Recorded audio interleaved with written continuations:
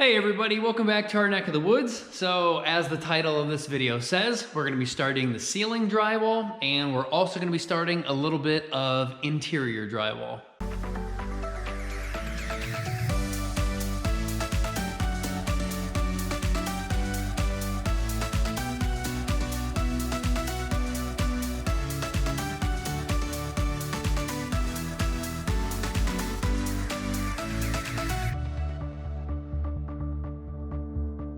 So last night, Aaron and I went and picked up some drywall at Home Depot. First time, I think in a long time, that I've actually been drywalling with ultralight drywall, half-inch drywall. And I gotta say, I put up a few panels last night. Not exactly thrilled with the stuff. It is extremely lightweight, and I don't think there is too much of a crazy difference between ultralight and just regular half-inch. I just hate that any of the walls, if there's even the slightest off bit, the nail or the screws blow through, you get pops. You have to put another screw above that to hold it. And I don't know, I wish 5/8 was lighter and we had the money to just put up 5/8 everywhere. But at Home Depot last night, buying 34 of these, we were able to get them down to close to almost $7 a piece. We just went with the 4x8s. And while that's easy and will be okay to use on all of the interior like little rooms, it would be nicer to go ahead and get like the 10-footers or the 12-footers when we're actually doing the long runs, like in the living room and throughout the dining room and stuff like that. But like I said, overall it's not bad. They're only $7 a piece or so, so if you're wasting it and have to use more of it, it's not a big deal. I'm just gonna have to pay more money in the long run as opposed to these 12-footers here when Fred actually comes by and starts doing all the mudding and taping. So we'll pay a little bit more in mudding and taping because obviously you have more joints, but I can go ahead and pick up 2 sheets by myself. I don't need Aaron to help me with these. I don't know how much they weigh, but it is doable for me to go ahead and bring them into the house by myself. Now, before we move into the house, because I've got some drywall in there, one way that we can keep the heat in the basement is we can obviously go ahead and insulate the floor. If you guys remember, we're not going to insulate the floor for insulation. We're insulating the floor for soundproofing. And I actually did go ahead and buy the last 2 pallets that Home Depot had. It's a special insulation. It's just pink, cheap fiberglass. Again, in my opinion, any insulation is going to work. You don't have to spend $1 million on like the rock wool sound deadening insulation. Anything filling that cavity is going to cut down on sound transmission. So for us, we just got the cheap pink insulation. We got it for a 2x6 wall. So that's roughly 5.5 inches thick of insulation. And the reason why we did that is because our floor joists are 14 inches tall. If we stuff 5.5 inches up in there, that means that we'll be above all of our piping and our electrical. So if we ever have to do anything or modify anything, the insulation's not in our way. We also got bats, which are a lot stiffer and stronger, I think, in my opinion, than just a big roll that's a lot more fluffy. And the bats also come in 4-foot sections. So again, if we have to do work, you can just pop out a 4-foot section, do your work, and then you can pop the insulation back in there. And the special thing about our insulation is that our joists, since they're 16 inches on center, since we're not using traditional lumber, which is obviously 1.5 inches thick on each side, that means that cavity is 14.5 inches. Well, with our floor joists only having the I-beams that are 1/2 inch of OSB webbing on each side, that means that our cavity is like 15.5 inches wide. So traditional 16-inch on center insulation isn't going to stick up in there very well unless you use some metal wires to go ahead and cross over there to hold it up. But our insulation that we ended up finding was 19 inches wide. So I have no idea who would use 19-inch insulation, because 19-inch isn't going to fit in a 2-foot on center cavity. And it's obviously over a 15 or 15.5 inch wide cavity.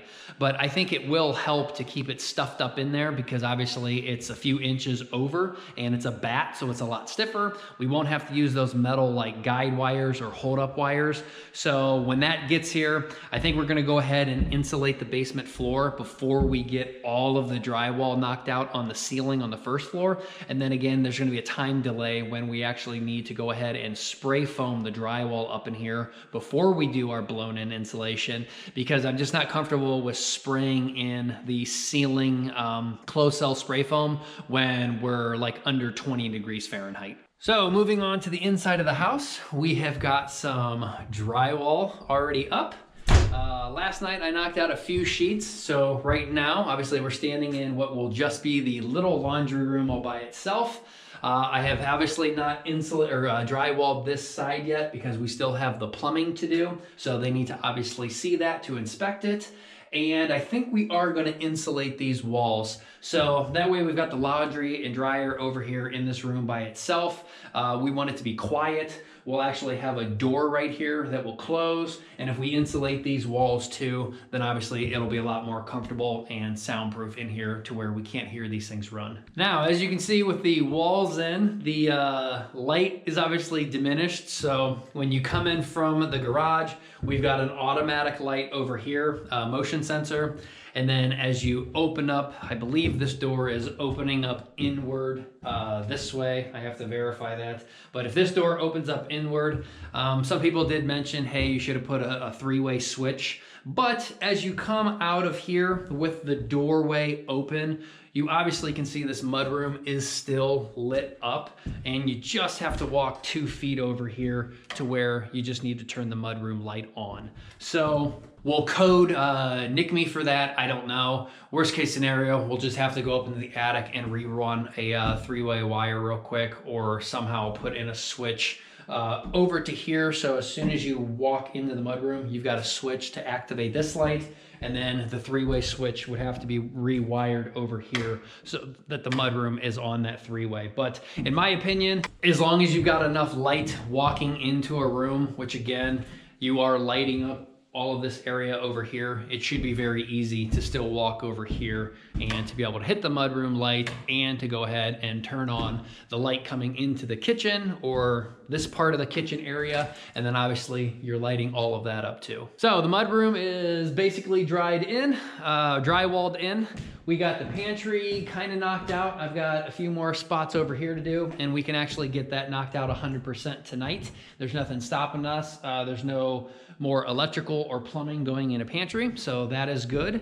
And then we started on the ceiling drywall. We just need a little bit more temperature because we've got to insulate where the drywall ceiling is coming down and making contact with the ICF wall. So if you guys remember in the last video, I said I didn't want to put a full sheet of drywall up in there, and that's because I didn't want to have to lay on my belly and get behind there and try and insulate or spray foam that crack right there, which you can obviously see is a good 1/2 inch to 5/8 of an inch thick. So we don't want to rely just on tape and mud right here. We want to go ahead and take the drywall here, and it will match up against here one day, but we want to spray foam right here just so we're providing a little bit more insulation and air sealing back here. And again, I didn't want to lay on my belly and try and reach over 4 feet in such a tight little space there as it comes down. But now that this drywall is installed, I'm like, well, crap. There is a huge enough hole right here that I can actually spray foam from this side, and I actually don't have to go up from above. So yes, we could have put a full 4-foot sheet on here and not had to worry about that gap back there and trying to insulating it from above when now we can do it below. Now I did notice a major mistake on my part. I should have put a top plate up here on this wall where we've got the scissor trusses going up here. I went ahead and just put some blocking across there like that, and then put those studs up to the blocking. But as you can see, there's my mistake. When you've got 2 pieces of drywall coming together, you obviously have a massive 3.5 inch hole up into your attic. Well, that means all that cold air is gonna shoot right down through there, and freezing cold air is gonna come into these cavities here for this wall.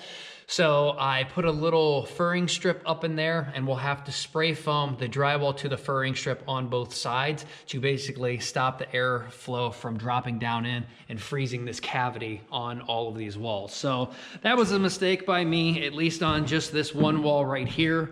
But on the other side over here, you can see there is a traditional top plate.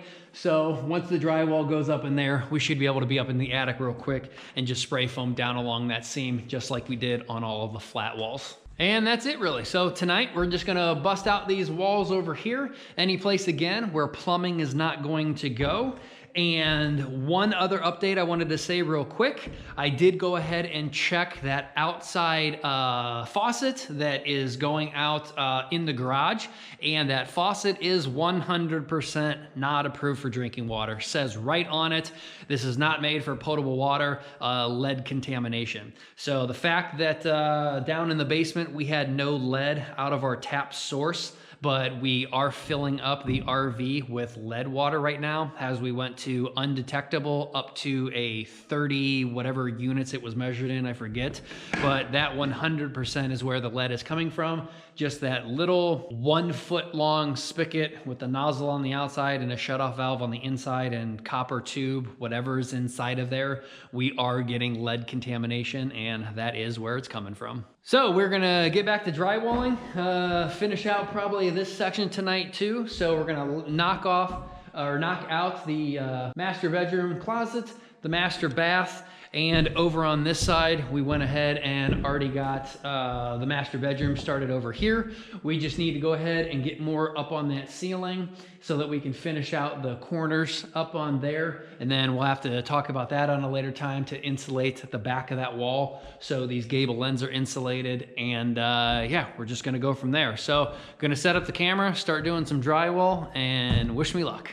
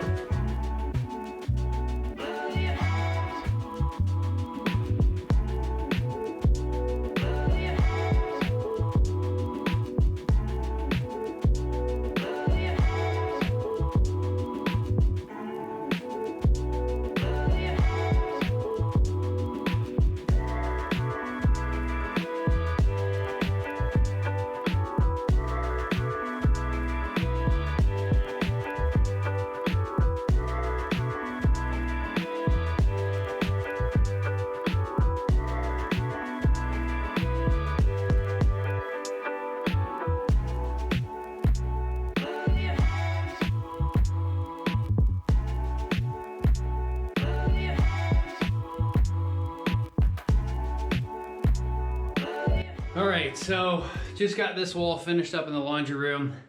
The pantry is, I think, 100% done. And I started on a wall over here. And I gotta tell you guys, I am not confident at all with ICF wall. I've mentioned this in videos past. I do not like Nudura. I can't say anything about the Fox right now. Can't say if it's the drywall or what, but there is just nothing that is straight. Every single screw wants to blow through. The plastic in here is about probably 1/2 of an inch more in. I don't recall having this much of an issue out in the garage, so I don't know. Maybe it's not Nudura, maybe it's just the drywall itself. But it seems like I always get unlucky and put a screw right in the middle where 2 blocks are, which of course it won't catch, so you gotta go above and below. Again, all the screws just pop the drywall out, and again, that may be a drywall thing. But I've also noticed every one of the ICF walls is completely compromised. What I mean by that is we spent hours and hours pouring these walls and getting everything right with the bracing and everything. And we went back and forth 5 or 6 times on all of the bracing to make sure all of these walls were completely plumb. And we went back and forth again and checked it. And then I left those braces up, not even joking, for like 3 weeks, which is probably way longer than what you need to for an ICF wall. And every single one of these walls completely bowed inward. If you look right here, I don't know if you can see that bubble, but you can see right there where it is. And it only gets worse when you go up top. So for this wall to be completely plumb, you're probably, if you can see down there, you're probably a good inch or so out. Other spots on the wall, I noticed it was maybe around 3/4 of an inch. I have no idea how the walls would have moved themselves back in over an inch when everything was pushed out and set.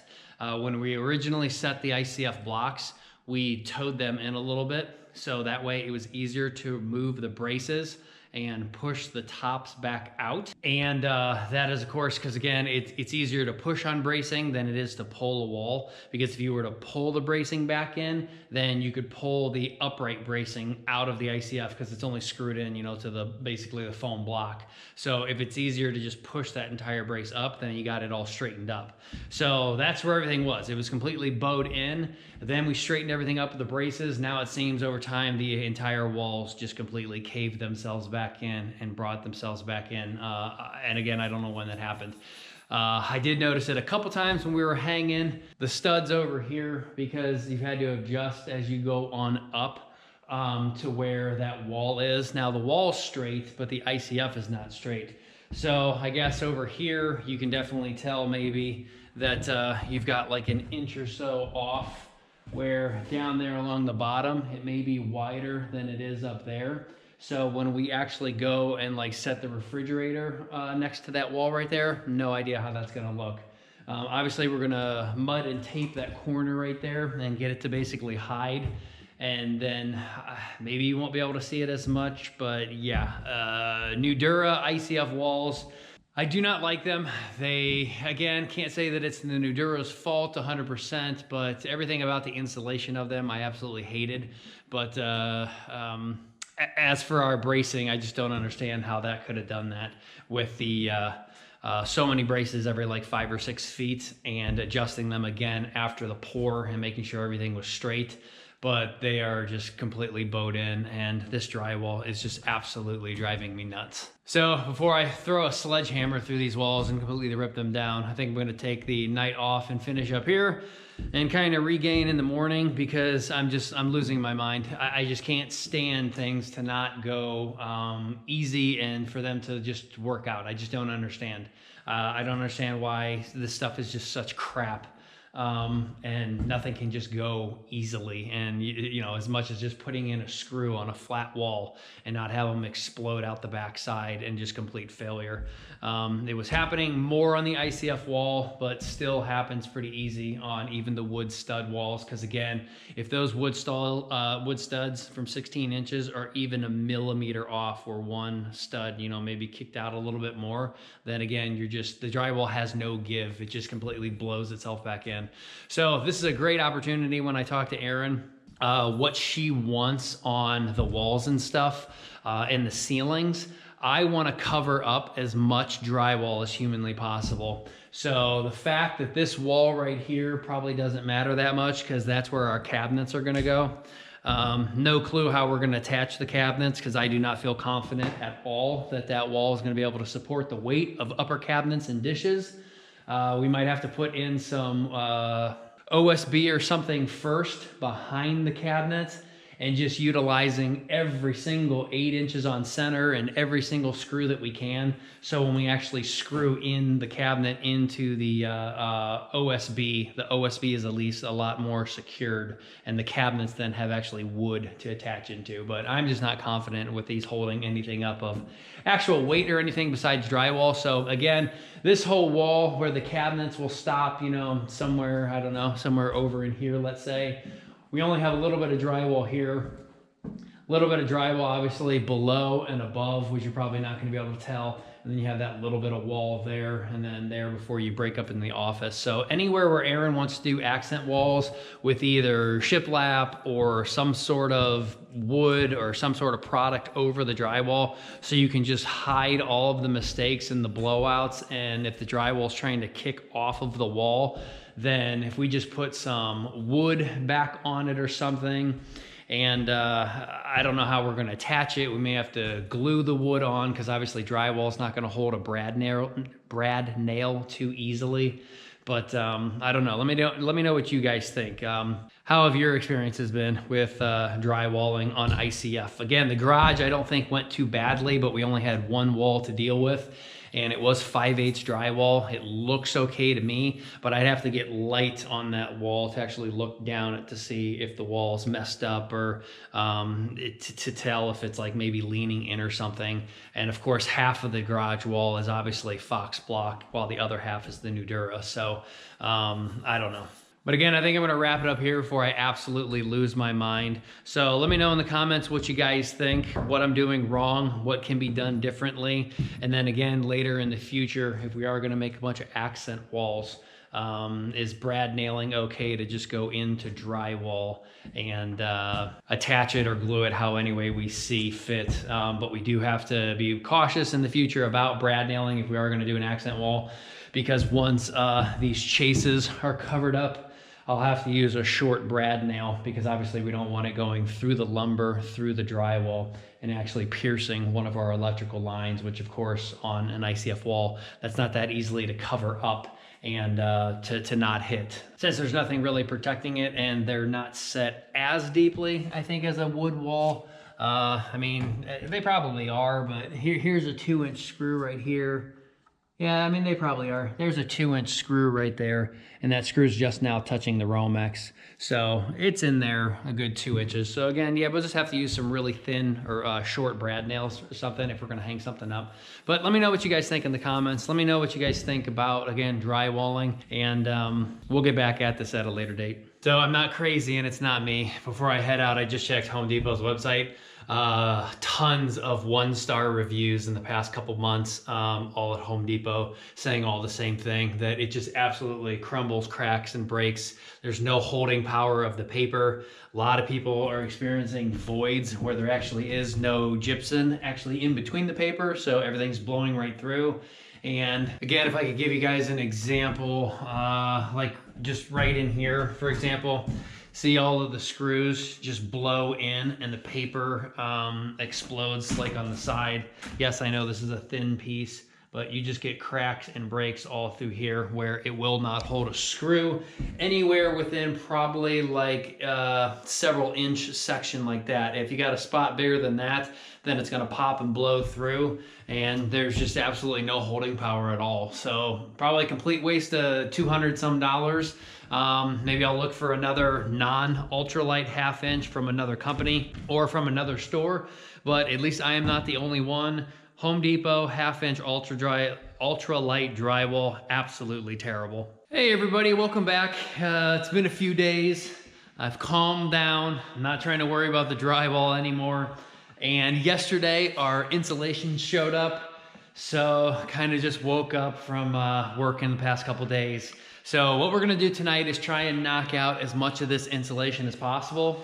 And remember, this insulation is to soundproof our floors, but the side effect of having this insulation up in the floor right now is the fact that we're gonna hold the basement heat down in better, because this is an R19 value. So while it's not as good as, say, a ceiling insulation, it's still going to hold that heat down in the basement as if we had nothing at all, which right now we're just relying on the 3/4 inch subfloor and those drywall panels and stuff that I got pushed over top of the floor or the basement hole going down into the stairs. Now again, this is an R19 value. It is unfaced because we are obviously putting this on the inside of the house and not on an outside wall.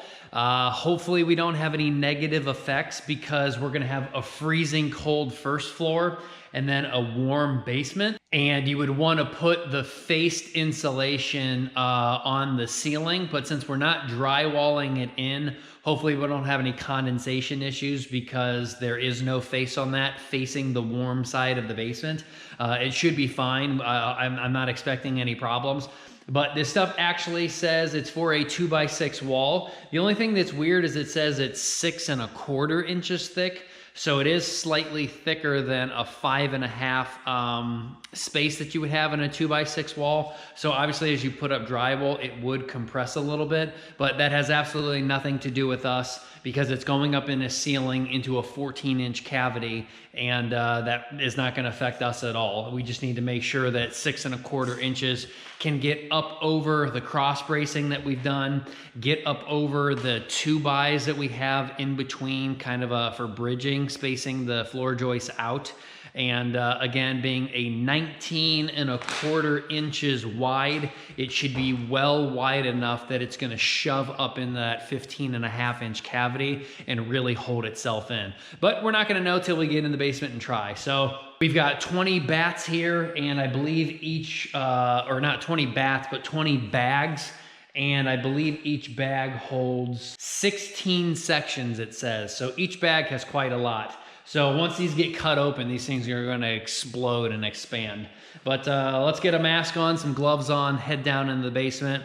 And we can't do the full basement tonight because I don't have all of my bracing everywhere. And in fact, we're even out of 1x3s at my local Home Depot. They don't even have any more furring strips or little pieces of lumber that I can cut up and use for our ceiling furring strips to attach the drywall to, or for me to cut these down and make lateral braces for. So I gotta go to other Home Depots or maybe Lowe's or somewhere else and find out who actually has 1x3s in stock. No idea why that's in short supply, but we'll find out here in a little bit. Let's at least do what we can do tonight, and then we'll go from there.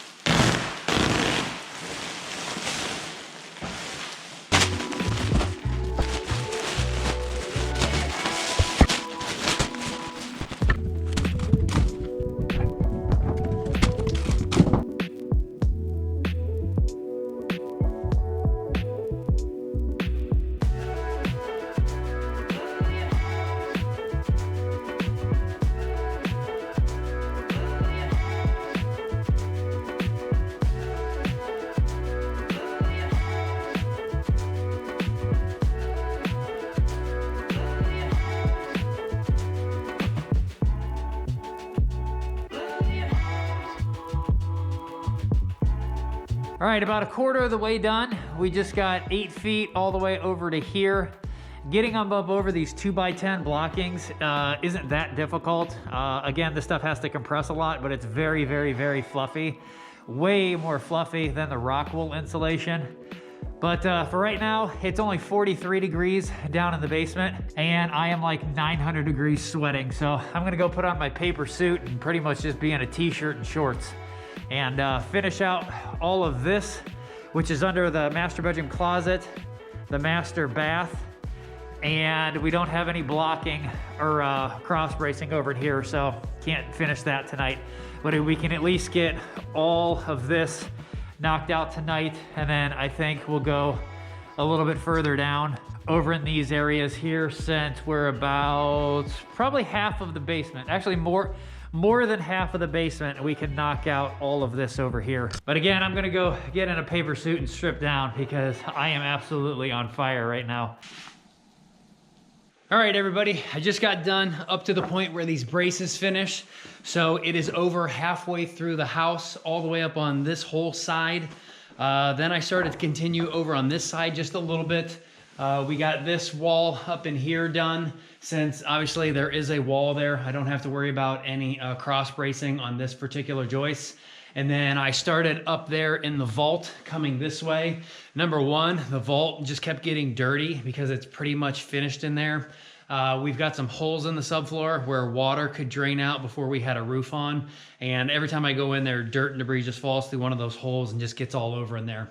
I can't show you in there yet because I've got a vault video that's part number 4 where it's gonna be 100% done. So I don't want you to see it quite yet, but we went all the way down with the insulation up on there through the entire vault. And I figure that we can go ahead and do probably 2 more rows.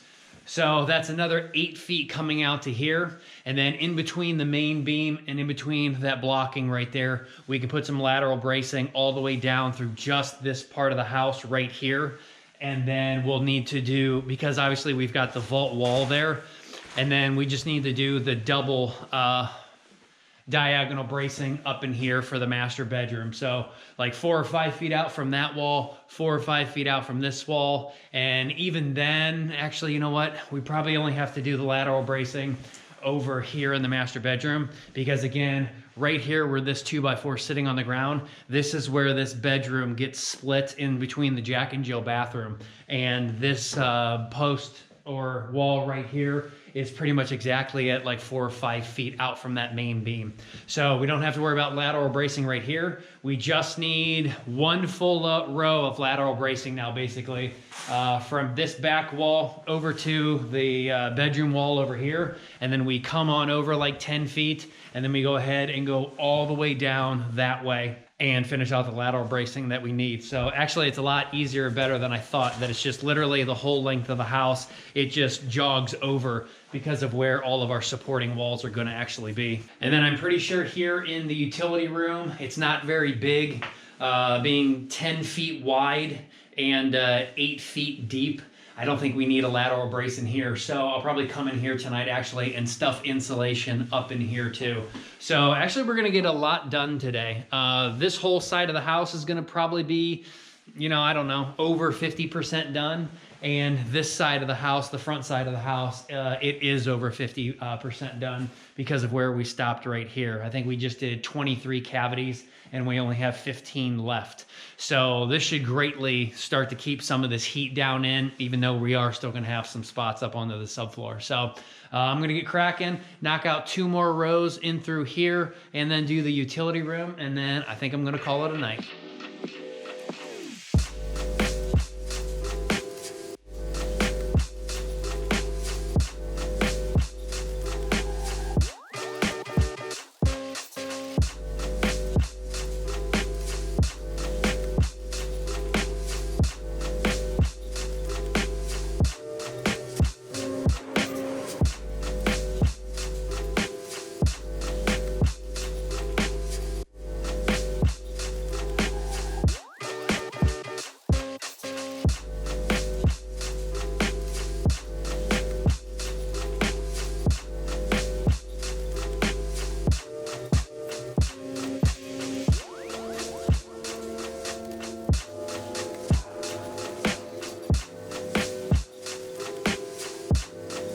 All right, everybody, I am wrapping it up here.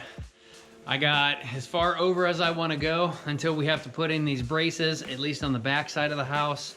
We got the utility 100% done, so hopefully that's gonna feel a lot better in here, that it's gonna hold in all this heat. And then we do need to just find some place that has those furring strips or 1x3s so that we can finish out the lateral bracing. Again, these last like 18 bays or 15 bays, whatever I said, on each side over here, so we can get insulation up fully on this side.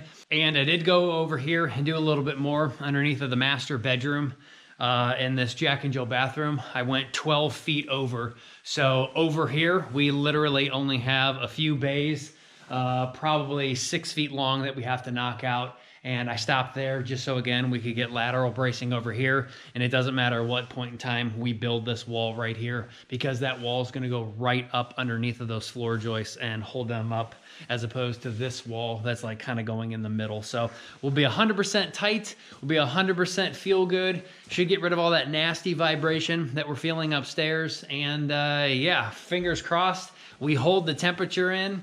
We are at 44 degrees, which is weird because I don't recall the heater turning on. And it was 43 degrees in here, which is what the thermostat is set to. So we just gained a degree of temperature in the basement in the middle of the night when it's 20 degrees outside and there's been no temperature that's risen up in here. The pump is, or the boiler is running right now for the garage. I did hear that kick on. So maybe we can produce a little bit of heat because the boiler's running, but again, it is only running the garage right now. now and not running the actual basement. So that is freaking sweet. So we're gonna figure some more things out that we can do here this week. I gotta get the drywall lift. We gotta get the ceiling going. We just gotta get those furring strips, and then we'll continue to knock out the first floor at a later time. But I just really wanted to get this insulation in here so we weren't running the boiler so often and burning the propane gas. So I'm gonna wrap it up here for the entire video too.